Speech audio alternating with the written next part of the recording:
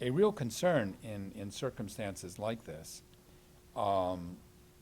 If any country goes to intervene, and in the course of the intervention, the weapons are either used or accidentally used, or chemical weapons disperse in the course of an attempt to take them over, or somebody in a last-ditch effort says, well, instead of giving them up, we're going to blow them up, or something like that.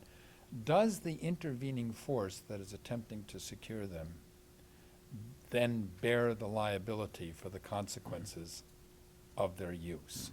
Back to your insurance, your insurance examples.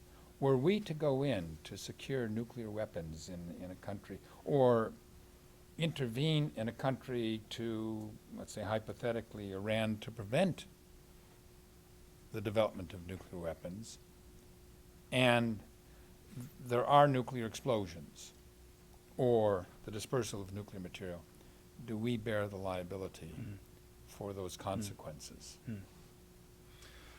So we've spoken briefly about Syria. You reference also in the book there are other historical examples of this, and they're all imperfect, but at least they may be instructive. So we have the collapse of the Soviet Union, the Cultural Revolution in China, the coup in Pakistan, and as you pointed out at the front end of the discussion, Brian, in each of those cases, we ended up with a good news story that the command and control and the professionalism of the military maintained strict control over these weapons. In Syria, we may be in an environment where we have a different story. Perhaps we don't know yet, but let's try to press you a little bit more and push you into two other geographic regions. And I'm thinking specifically of returning to Pakistan, where I know you've done some thinking, but also press you maybe even a little bit further and walk us through what you believe, having examined this particular incident in Algeria in some detail. What are the lessons learned that we might be able to apply to those contexts? And should we get to a point in either of those countries down the road where we see a breakdown in central authority, are we more likely to see a post-Soviet model, or are we more likely to see something potentially more dangerous? I'm a former soldier in the infantry. School answer is always, it depends on the situation and the terrain.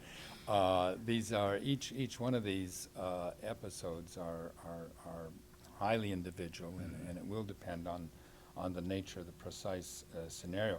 I suppose in looking at the specific circumstances in this episode in Algeria, and looking at some of the hypothetical scenarios for something like Pakistan or North Korea or some future nuclear weapon state, it is sobering in the sense that the first lesson you draw from this is this is a perilous venture. That is, outside intervention in these circumstances is a long shot at the best. And I'm not saying therefore we should never consider it, therefore action may not be necessary, but one should not have any degree of optimism that we can do this. This is more complicated, much more complicated than, for example, going after Osama bin Laden. I know we have, and justifiably so, great pride in our abilities to carry off these spectacularly successful special operations, but in the case of Algeria, there was one device. In the case of a Pakistan, for example, we're talking about a potential nuclear arsenal of about 100 devices in different places, plus weapons productions facilities and so on. So this really gets complicated. And the notion that we're going to be operating in a benign environment is also nonsense. in this. So these are long shots, desperate at the end. If they're that desperate at the end, then of course that brings back a powerful argument for non-proliferation efforts. That is, if you can't solve the problem that might occur, you probably want to do everything you can to prevent people from going down that path. What's interesting about U.S. policy is sometimes I think we exaggerate the threat of nuclear terrorism and make claims that some of the states will readily provide nuclear weapons to terrorists, which I think is less likely. I just cannot see that as a likely scenario. But it's used as an argument against proliferation, and I'm certainly against proliferation. But as we say, well, why are we against proliferation? Because they'll give it to terrorists, and terrorists will promptly use it. If you look at the history of terrorism, yes, there is state sponsorship of terrorism.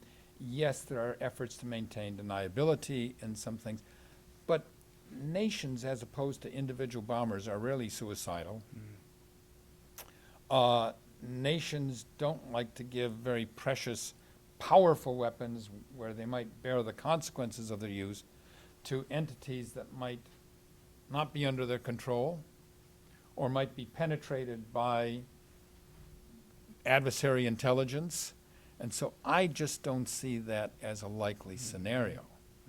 On the other hand, looking ahead, I mean, if we were to have, say, further proliferation in the Middle East, in the Gulf or something, and with a nuclear Iran and a nuclear Saudi Arabia and a nuclear, all of these have been discussed, and we look at and we look at what is happening in the Arab Spring, in Libya and Syria and so on, then that itself is a scary scenario. And it's not to invent this terrorist boogeyman as an argument against proliferation, is to say we are really dealing here with circumstances that very quickly can go out of control, and there's not a lot that can be done about it.